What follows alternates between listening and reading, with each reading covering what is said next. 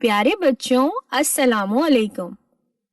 کتابوں کی کہکشاں میں خوش آمدید۔ میں آپ کی میزبان دیا خان آپ کے لیے ایک نئی کہانی لے کر آئی ہوں، پرندوں کا بادشاہ۔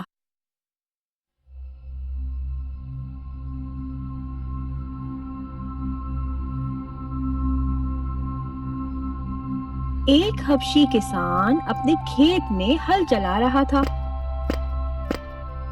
اتنے میں پرندوں کا بادشاہ اس کے پاس آیا اور کہنے لگا، میں 100 پرندے بھیج دوں گا، وہ تمہارا ہاتھ بٹائیں گے، اس طرح کام جلد ختم ہو جائے گا۔ پرندوں نے خوب کام کیا اور آن کی آن میں سارا کھیت کھود ڈالا۔ دوسرے دن کسان کھیت میں گیہوں بونے گیا۔ اب کے پرندوں کے بادشاہ نے اس کی مدد کے لیے 300 پرندے بھیج دیے۔ کسان کا کام چند گھنٹوں میں ختم ہو گیا۔ جب فصل پک کر تیار ہو گئی تو کسان اسے کاٹنے گیا۔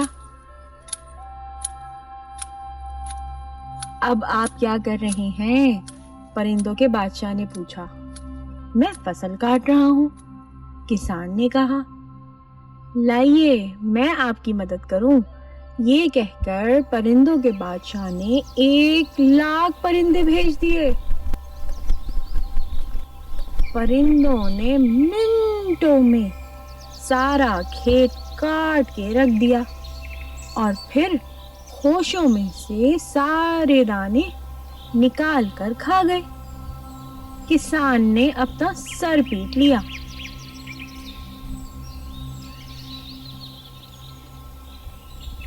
پیارے بچوں، اس کہانی سے ہمیں یہ سبق ملتا ہے کہ جو محنت کرے گا وہی اس کا صلہ پائے گا، اور ہمیں کسی پر بھی اندھا اعتماد نہیں کرنا چاہیے۔